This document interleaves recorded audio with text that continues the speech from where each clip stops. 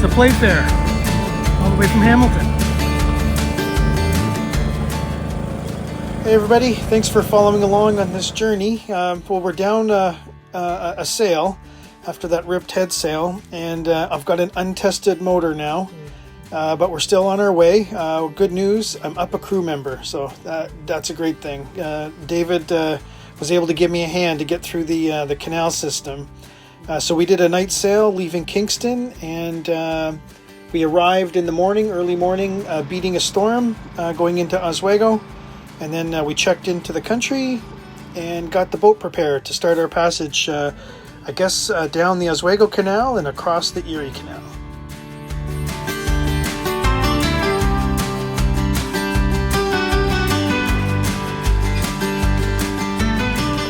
So David and Jalissa with me here. We're just gonna get ready to leave Kingston. We're leaving tonight and doing an overnight sail to Oswego. It's 45 nautical miles. We'll probably do 3.5 over ground, I'd imagine. We'll see. So we need about 12 hours to 14 hours to get there. And the wind shifts at the end of the day tomorrow in Oswego to be in our face. So we don't want that. So basically we're going to have a tailwind the whole way.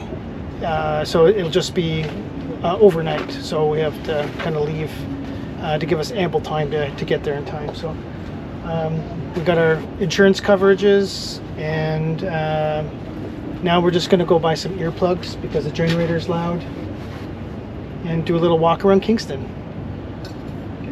Yeah. Thanks for bringing David, honey. You're welcome. You excited to go? Yeah. See America? Oh.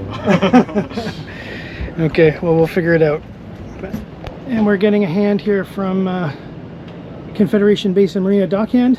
Yep. Thank you. All right, You know you're what, loose. I might be able to do my usual. Just Whatever you need. Put your stern right there. I'll watch you as you go. Okay, heading out. Yeah, it'll go fine that way. All right.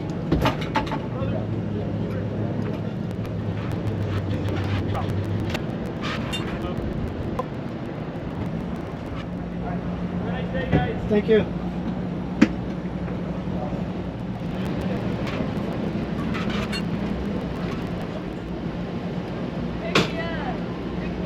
Can I get on? Can I get on? Can I get on? Why not? Please, oh, please have us. Got your passport? Please. Why not? We're going to the U.S. Please. Please. We're begging you. Pick us up.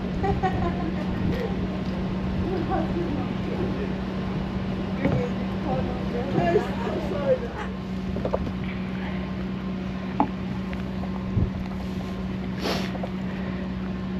I think I'll want to go do it more securely, though.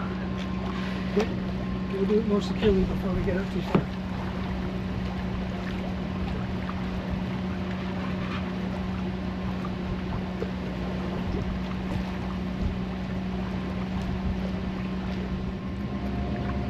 We're going to go out to that yellow buoy, and then we're going to bear to the right.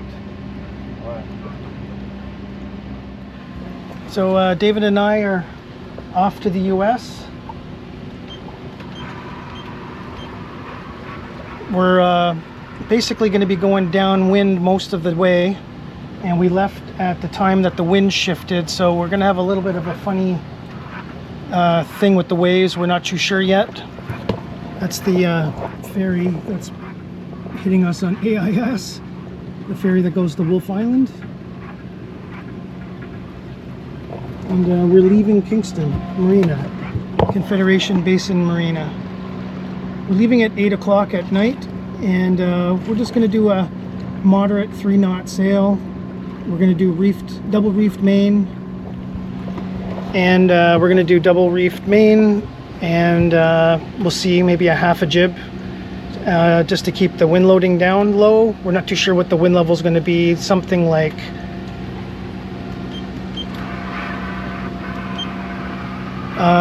something like 7 knots gusting to 20. It's like it's a pretty big range. So I'm expecting 7 to 10 to 12 kind of range tonight. But rather than worrying about it too much, I think the boat is just going nuts here. I did 3 degrees.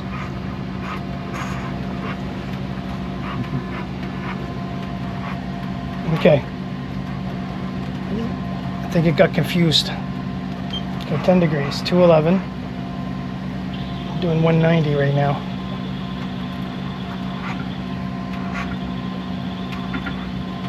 Okay, well, I'm going to get to sailing, and we're going to get the sails up.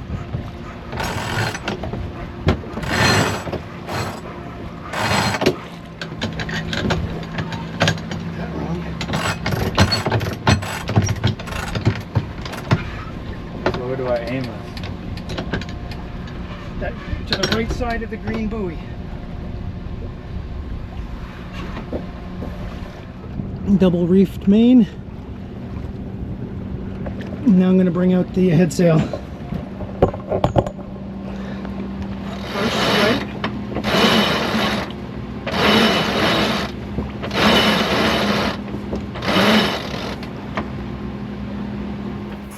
We're leaving Kingston now. David's giving me a hand. We've got 6 knots on the stern. Because we're going at night, we're just doing a double reefed main just to be safe. It says 10 gusts to 23, but I mean 7 to 10 is, I'm going to say, moderate light. But the 23 gusts might be a little bit disorienting in the middle of the night when everything's black. So better for us just to run the double reefed main. And that's what she looks like.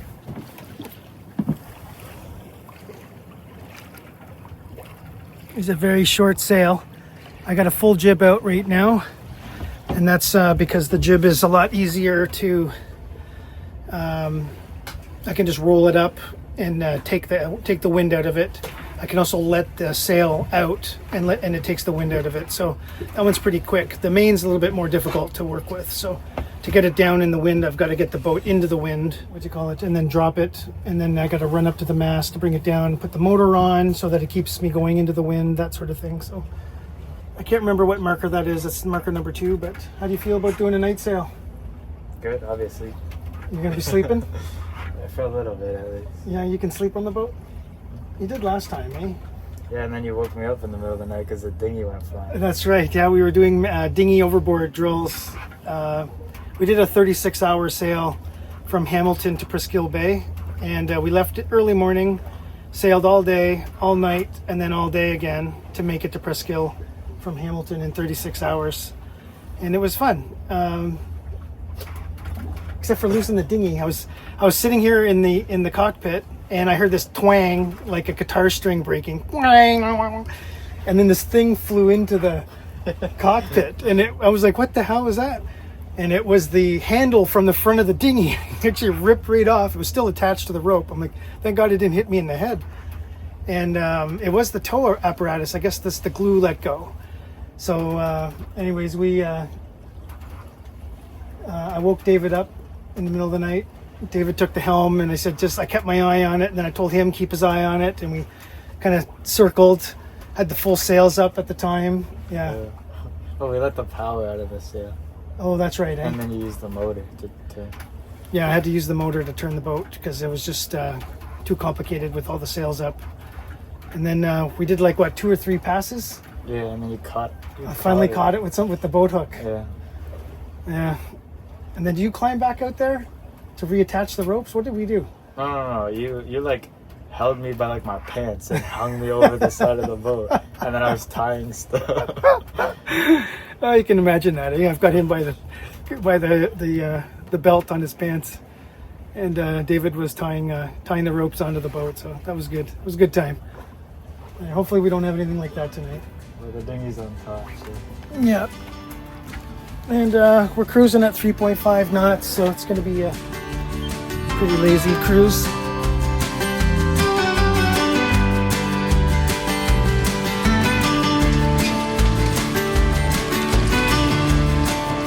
A dream was born years ago. A beat-up sailboat, no engine, no instruments, just a vision of open waters. Countless hours were poured into learning batteries, wiring, and solar, turning that old gas boat into an electric Voyager. This channel humbly shares the lessons hard learned through that DIY journey. For 6 years, the dream grew, step by step, until finally, 1,100 nautical miles were sailed from Hamilton to Nova Scotia, breaking free from the dock. Join this adventure, exploring new seas, tinkering along the way, chasing freedom with no fixed horizon. Subscribe and sail along.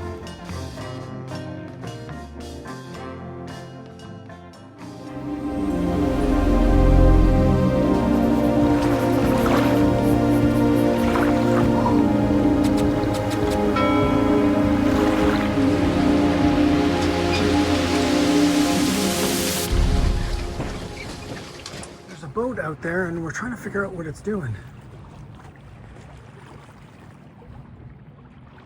Well, it doesn't say Coast Guard on the side, so I don't know.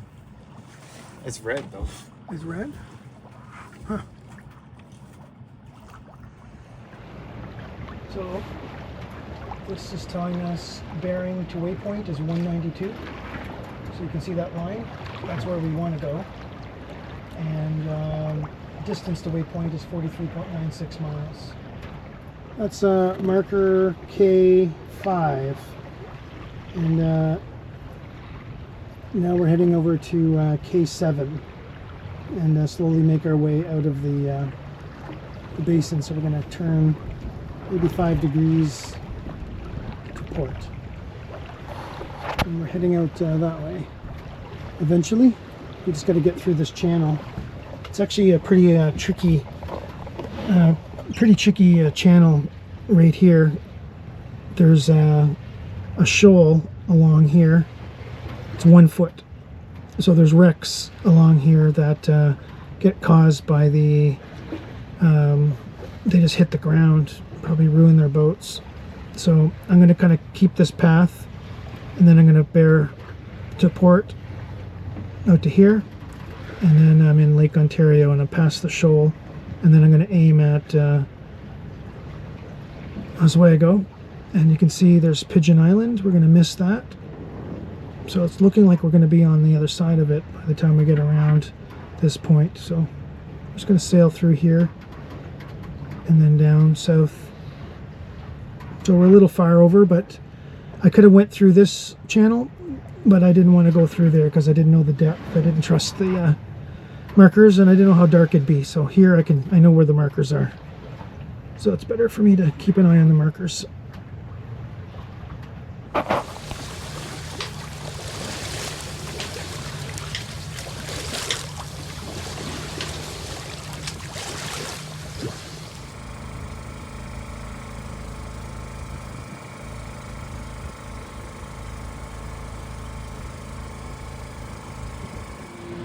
Wow, this camera is more sensitive to light. It's actually getting dark. All those red lights over there are the windmills. And there's a red buoy in the water somewhere. Oh, there it is right there. We just passed. And then we're coming up to this green buoy, K9, and then we turn left. So the shoal that we want to avoid is to our left, right here, and that's where there's a lot of wrecks. So it's 1 foot, 4 feet. So there's like a shoal there we want to avoid. Got the motor on, keeping the speed at about 4.6 knots. We're using 500 watts right now, and the blowers are on to keep the motors cool. How cool are the motors running, David?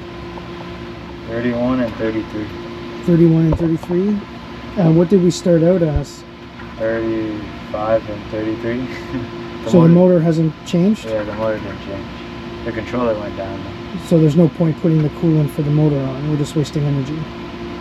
So we could turn that one off. But then the controller went from 35 to 31? Yeah.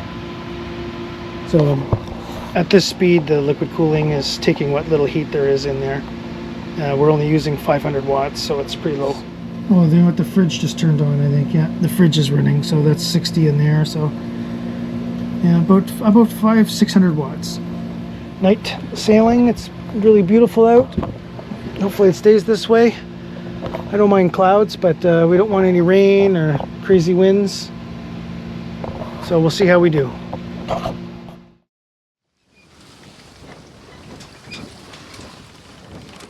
It's midnight, a little bit after midnight, and we're approaching Duck Island.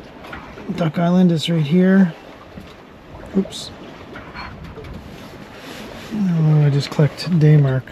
Cancel. So this is Duck Island here. And then I've got the boat aimed to go between this green and red beacon or buoy. So you can see the line kind of disappearing and coming back. There the line is there again. Basically, I'm looking ahead. And I don't know if the camera can pick anything up, but there's some lights out there. There's Duck Island on the left, and I can see the buoy, the green buoy on the right. One of the strange things is I can't see the red buoy, and I'm just keeping myself entertained, trying to decipher what am I looking at in terms of red buoys, because there's some that I see that aren't marked. Like there's a red light over there, and I can't find it on the chart.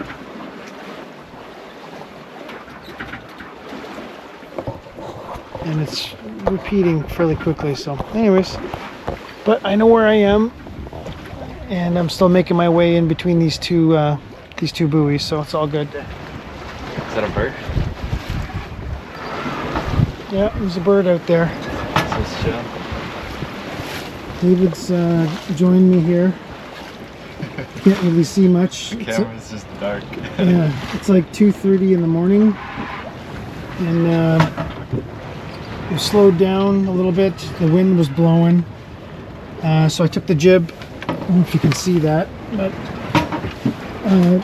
we just got a sliver of the jib now out, and then the main's still doing okay. 2 reefs, and kind of we're bouncing between 5 and 6 knots. When the gusts come, it's about, like I said, it goes over 6 sometimes, but not too much, like 6.3, 6.4. Then it drops down. Now we're doing 5.2. The speed over ground here, though, is almost 2 knots less. So we're kind of fighting current. So we've got a sea state where the wind's blowing probably, my guess would be about 15 knots. So the wind's blowing 15 knots from the east. I mean, we got current going north, I think, on the lake. And waves are kind of going, I don't know which way they're going. So it's a confused sea, I think, right now. So it's a little wobbly. But we're making our way. We've got about 20 some miles to Oswego.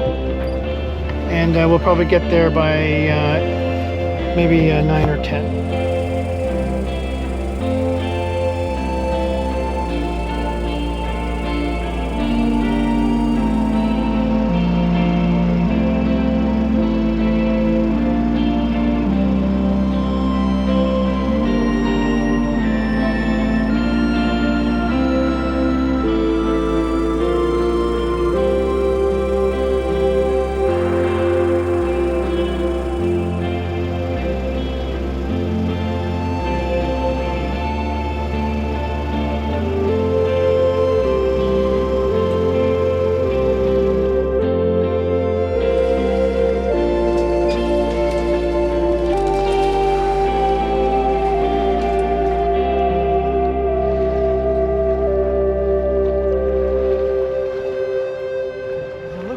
Is it normal or what?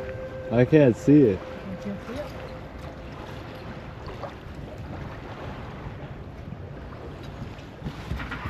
So it's customary to raise the quarantine flag when entering another country until we're checked in. And then after we're checked in, then we lower that and we can raise the American flag. Oh. Entrance to Oswego, huh?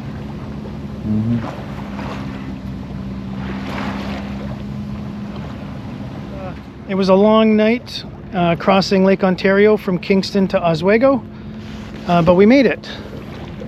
We are here, and we've got a boat coming out.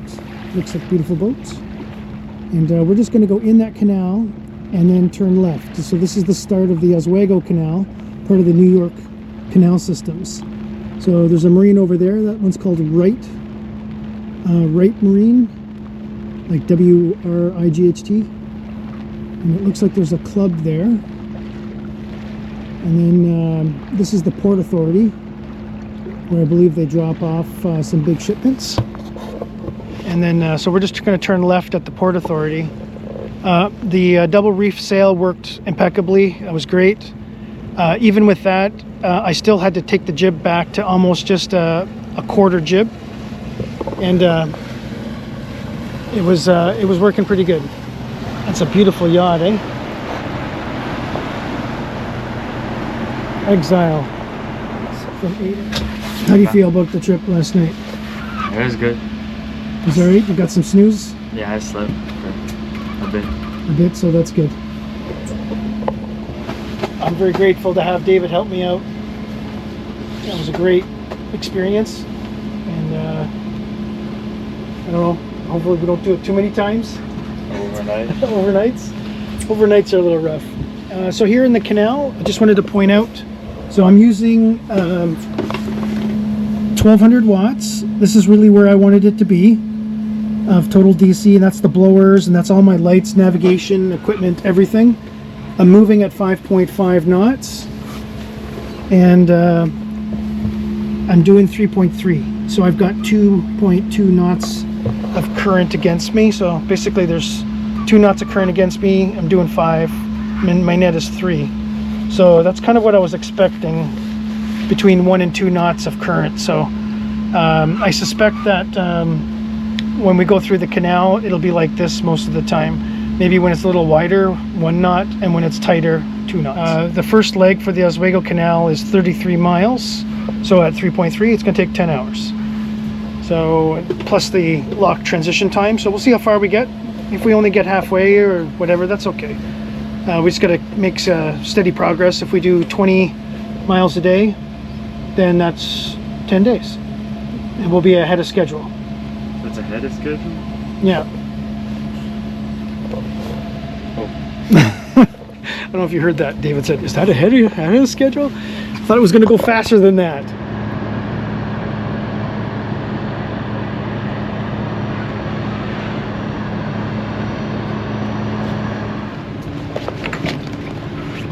So like this high? Yeah, right there, yeah.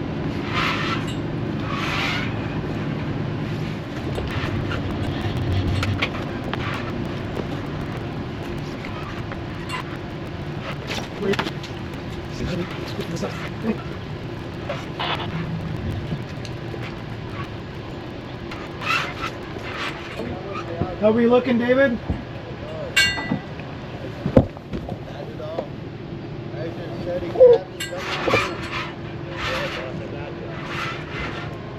Yeah, they don't need power. Yeah, no, you're fine. I'll take the spring now. David, stern line? Yeah, you're good, boss. Thank you so much. Yes, sir. Thank you.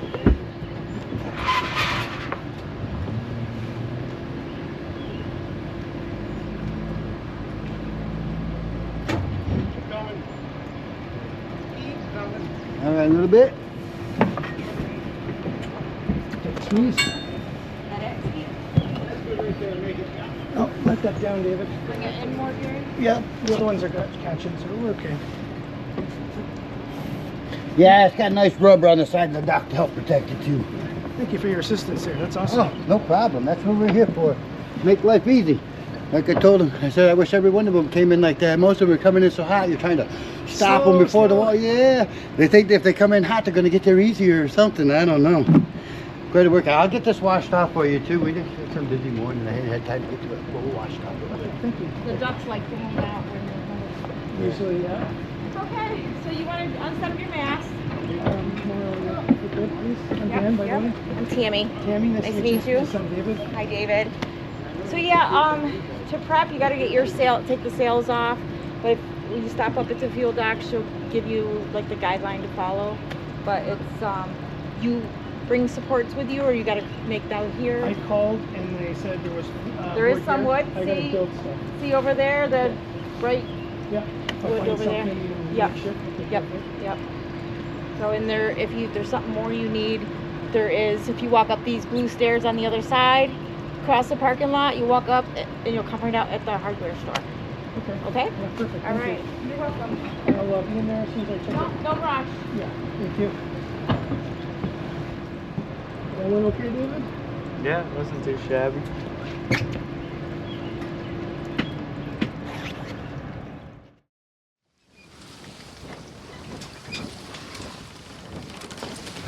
Well, I'm filling out the CBP app, and it says your request number. Your request has been processed by is being processed by a CBP officer. Please stand by for a video interview or confirmation. David, I'll need you here, David.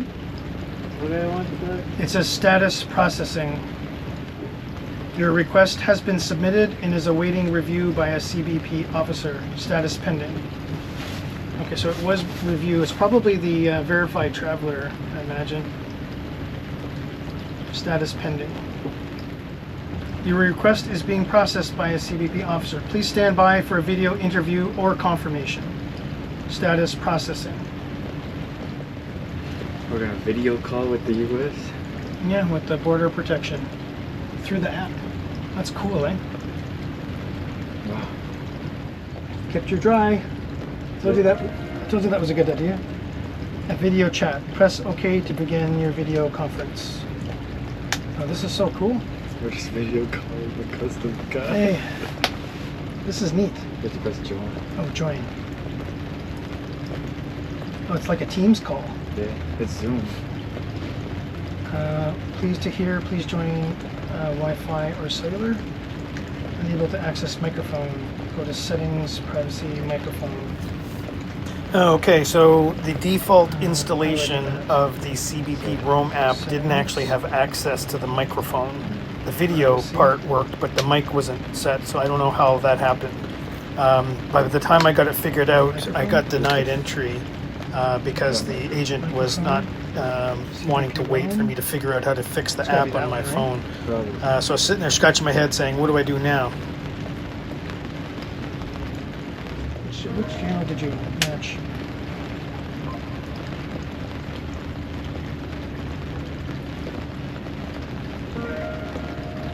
Oh, please contact the closest U.S. CBP office with questions. It's in all caps. Oh no. What do I do? Please contact the closest U.S. CBP office with questions. Status denied. To your nearest port of entry for instruction. Okay. That's probably because the mic didn't work, right? Yeah, and then you got booted from the call.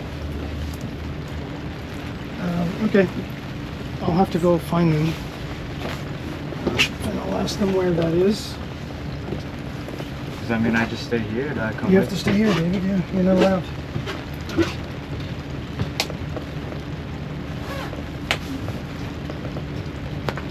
Guess I'll read a book. Okay, I got denied on the app because probably the mic didn't work, so I'm trying to figure it out what to do next. Alright, Dad's raising the flag. I love you. Bye.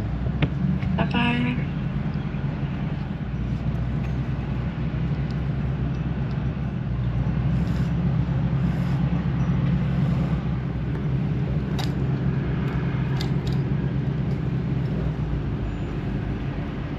It's good, eh? Yeah. You're tired too. David's tired. He's yawning. So there's a wood pile over here. You can see it way over there. We've got to go find some way to build a frame here to be able to hold the mast. Maybe we'll, because we have the mast going through, maybe we'll find some sticks that just come through. And then we'll take a string from over there to come all the way to the front, to the back. And I want the mast going through the window, exactly like the neighbor's boat. This is Mark's boat. Oh, sorry, his boat's in Erickson. And he's traveling up the canal as well. So he got here and now he's going to be motoring up. He's leaving tomorrow and I'm leaving Saturday, and it turns out he's going to Boston. So if I see him out there, we could buddy boat with him. And yeah, so let's get this organized. Well, to close off that onboarding, it took 3 tries, 4 actually. So we tried with the app, CBP-Roam app, and it didn't work because my mic didn't work, so I got denied entry. And then we went to the kiosk and I tried it over there, and I was able to speak to the guy, but not until it failed. And then I called him, and then he said I was in the queue, he'll call me back. But I guess the default in their app, when you're a guest, is it goes back to the home screen if something doesn't connect for a period of time. So I was sitting there waiting like half an hour. Then he didn't answer, so my screen went back to reset, and I was like, what? So small bug there. So anyways, I called the phone number, got a hold of the guy, and he said, yeah, you're next on the queue. And then I spoke to him on the kiosk. After that, he denied me again because he needed to see the boat, but we at least worked out what was going on. He knew who I was and what I was doing. I showed him my passports. David came over and we talked to him, so that seemed to work out okay. David's doing the red. He's all done. So now our day is taking down the sails and getting ready to dismast tomorrow. We're going to demast at 7:30 in the morning, and I need some framing, which we're going to go pick up over at that pile. There's a bunch of wood over there. And this sail had so much flies on it, it was unbelievable. David scrubbed it, did a pretty good job. And it's like green guts, green goo. It was really bad green goo. So he scrubbed it, and now I'm just hanging it to let it dry, and then we're going to go figure out what box we need to support the mast and how we're going to do that. So we've got a little bit to go on. So David's going to take the boom off next, and I'm going to take off the main sheet rigging, and that's about it. Then we just have to loosen these so the little things come off so that they can be just loosened quickly, and then basically just taken off at the bottom there. So we'll have to go and cut that breakaway rubber, I don't know what that's called there, but the tape on the bottom so that you don't chafe, anti-chafing tape. So there's a little bit that we got to do to loosen it up to make it easier tomorrow for them to just go take off the things at the bottom, and then what do they call that, put them back on and get them tied up to the mast. So it should be pretty good.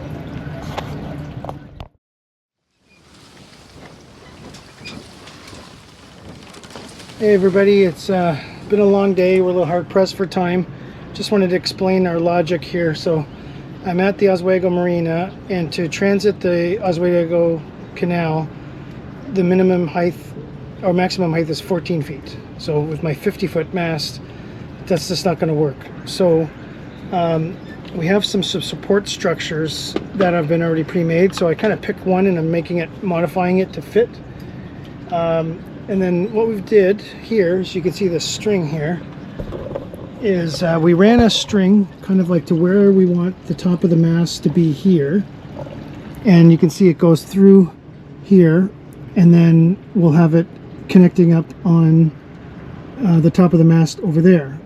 So I'm going to be building a little platform for the front, just a little T made with 2x6s, and then I've got this platform here that I'm modifying to fit my back transom. So the way it's going to work is I'm going to have a pad here here and here, and it'll be higher than my cleats, and I don't really need to access the cleats if I put a loop around it. So as long as I can kind of get in my hand around it to sneak a rope in there, that's the height that I need.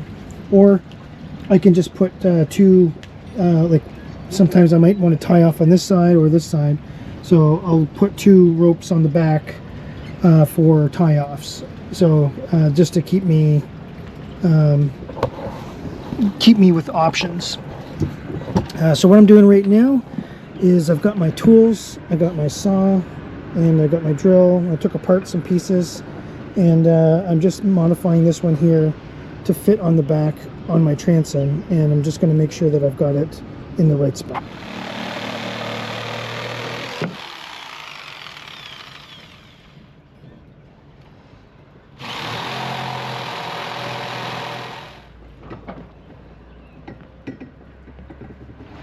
So you can see here, this is roughly where it's going to fit. So I need these to be more like that kind of shape. So put a bolt here and or a screw here and here in the base, and then flip it for this side over here. And then I won't be touching my little ceramic, and the bulk of the weight will be here in the middle.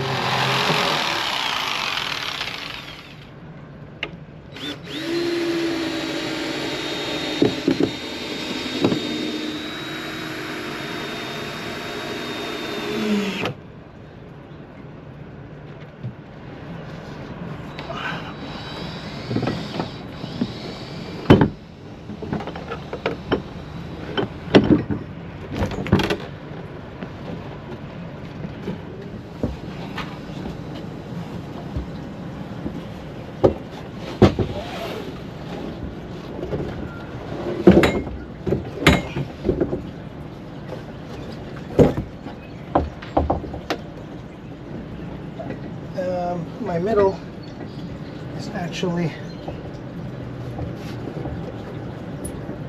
taller than the edges. I thought it was flat, but it's not.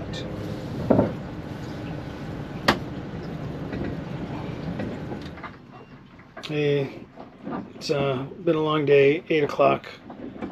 I was trying to fill out a form online to buy the D tops. The custom border person told me that I should really have the sticker. I said, because when I read the thing, I said it wasn't for, it said U.S. registered vehicles or boats, but my boat is Canadian registered. So I said I didn't know that I needed that. I read it and I said I wasn't sure. And he said, no, you should have one of those. So it was $35. So I did it online, but I was filling out the form and literally falling asleep doing the form. So, yeah, David and I are pretty tired. He's out there doing the last couple little cleanups, but I'll show you what we got done. This is the frame that's going to go on the back. So this one is set up to go on the transom, and it's basically going to claw itself with these little hangers onto the back railing, so it just gives it a little bit of support. And then the mast is going to be here, and what we plan on doing is putting the head of the mast out here, because that'll be higher.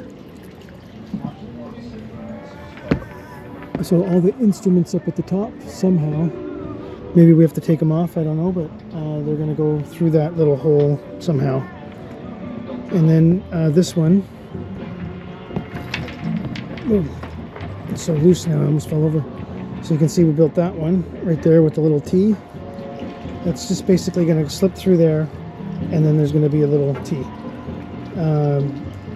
This is really going to be where the most of the weight is, and so we just wanted that on the keel, not on the deck. So I'm going to have to figure out some way to do my best to make it waterproof with some garbage bags or something. Either that or we'll put a tent over it. And then the last one we made is another little T. And this one we're just going to use some straps to strap in place.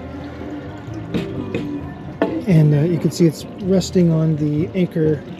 I don't know what that's called.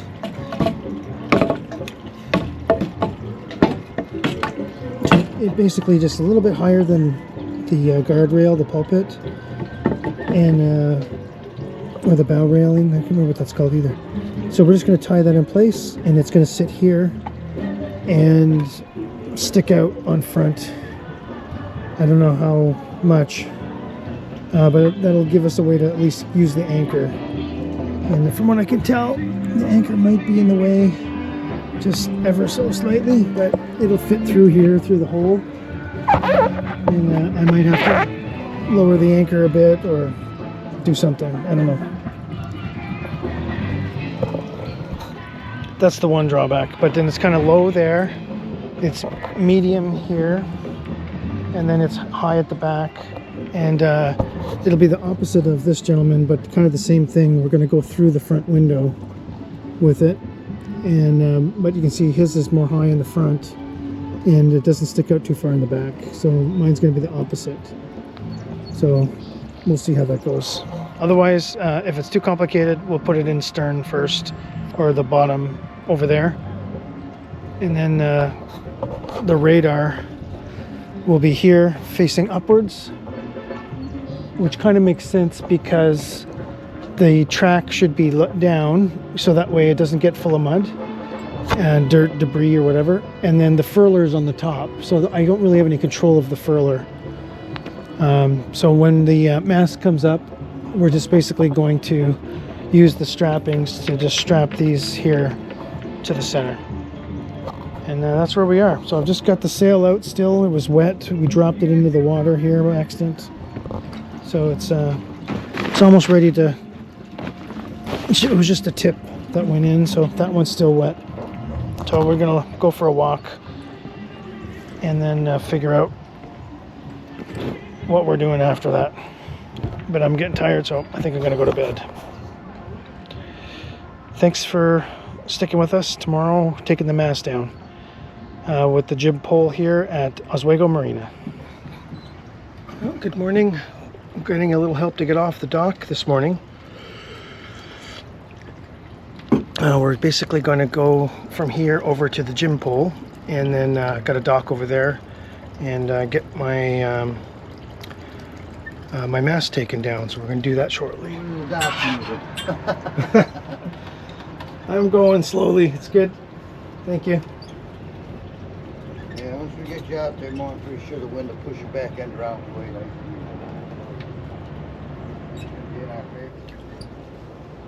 I'm just waiting till we're straight.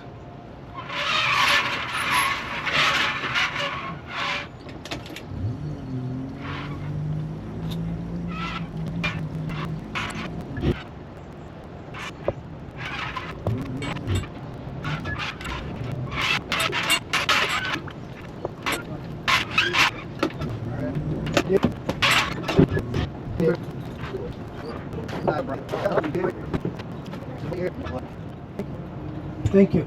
Yes, sir. That worked out okay? The anchor hit the front, was it? Yeah. No, it was just a piece of wood. It was nothing. You were good. Yeah, okay. There wasn't any pressure. Yeah, okay. So let's get that over there.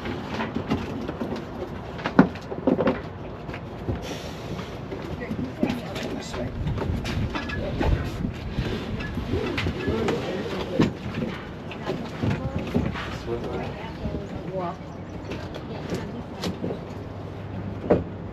Is it centered, David? No, gotta go a little bit. So we're at Oswego Marina, and the team here is taking down the mast today so that we can travel up the Oswego Canal, which we're going to start tomorrow. We're going to do some testing tomorrow to see how the canal operates with the boat and how the mast behaves on top of the boat. So we've got a few things that we need to do. So they're basically using this jig pole to kind of do what they do in Hamilton with the picker. Just it's a fixed crane position, so they can't. It's not mobile. Is that loose? There's nothing underneath. It's just Multi-layer. just the wood blocks. Okay. So as soon as you lift it, it'll Pop them right out. they'll all fall up. Down below, the wires are on the side, so you need to just turn the mast. Otherwise, the wires you'll strip them off. They're all all unhooked. They're all unhooked? Yeah, I took I'll go them. double check. And if you want, you can stand down there and yell up when they're getting close so I can make that sure. If you can open the hatch, that helps us hear.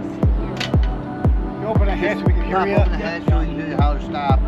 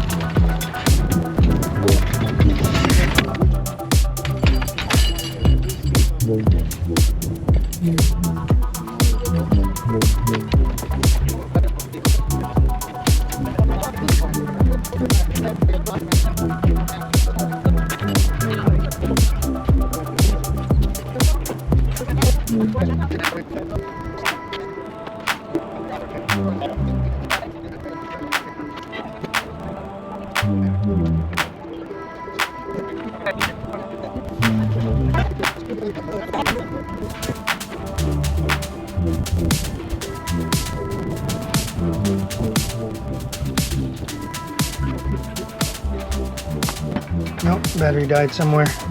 Okay, I'm going to finish off taking the antennas and then charge up this camera. The mast here you can see going through. We're just putting the last few things on now that we've got it together. It's a bit windy today, so that's why we stood put, took a look ahead, and it's like I didn't want to fight 16 knots of wind up the channel. I think that'd be a waste of time, but I'm just going to screw these blocks in here.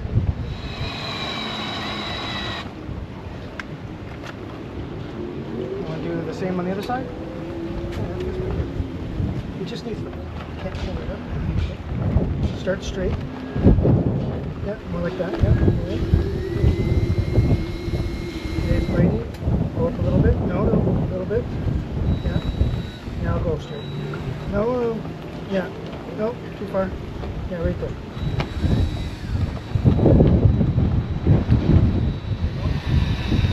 Push hard.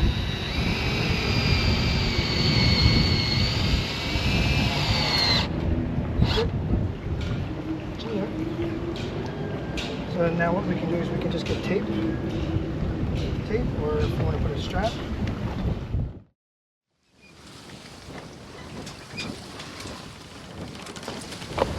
I'm going to try opening up the main hatch here now. I haven't had it open yet this year. And basically we've got netting underneath, so I'm going to close this one because flies can get in there. And Jalissa gave me some tooling, and we're going to make a screen for the cabin hatch doors over here, the main cabin doors. Basically, I've had to tape them solid, and then I have a piece of tape on the bottom of the sliding hatch, the cockpit hatch, so to stop the flies from coming in, because the mosquitoes are really bad. And you know what? My boat's pretty good. Like, I didn't get anything with just that. You know, whatever flies were in there, you find them, you catch them, kill them. And then, yeah, like I missed a couple and I got a couple bites, but not enough to wake me up. And you know, you're sleeping and you hear, you know, that just drives me nuts. So this was a lot better. So Jalissa gave me some tooling, and I'm just going to cut a piece to fit behind here. And then just tape it, literally, just like this with the painter's tape. This tape worked really well. This is how they get in. You see the light, and they come in this little thing.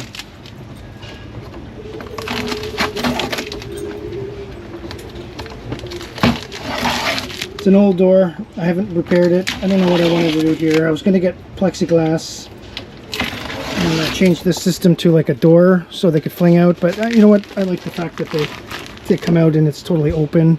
I just need to find a place to put them storage wise for long journeys, because right now I throw them on the mattresses. But to find some way to do this better, at some point I'll figure it out.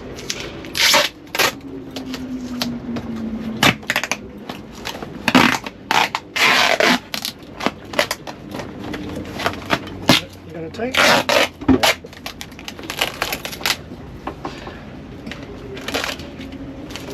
Okay. This has been the nemesis already. It says you think you could remember that you've got this huge pipe up there, but you stand up and you go boom. And I've hit my head already at least 20 times. You? Probably 10. 10 times. And it's like, I don't know why we can't remember that this pipe thing is there. And coming up the stairs, you hit it there. So hopefully now at least I'll take some of the shock out. It's a little softer than raw steel. Unbelievable. So here's the mast, locked and loaded. It's going through under the bimini, through the dodgy. And then we have like 27 ratchet straps on it. Keep it nice and sturdy. It's all wrapped up. We got these braces built just to hold it. There's the radar. And then up at the front we put a life jacket and the American flag. Just for fun. Well, we're about to dock at Lock 23, and it's the Erie Canal Park. So I'm going to kill the motor so I can hear everything. And, managed to top up to 94% of the battery. So we'll just run it a little bit later tonight to be topped up.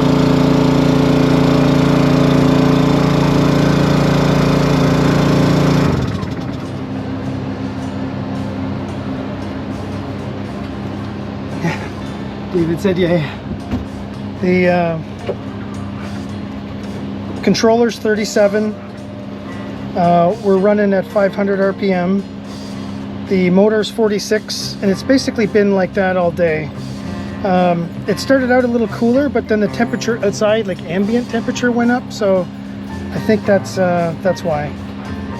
So basically, it kind of went up there. But 46, I kind of felt was a bit high on the motor. And that equates to about 1200 watts. So I've been running 1200 watts. That's basically giving me 5 knots of boat speed. And on 5 knots of boat speed, I've been doing 3 to 3.5 knots.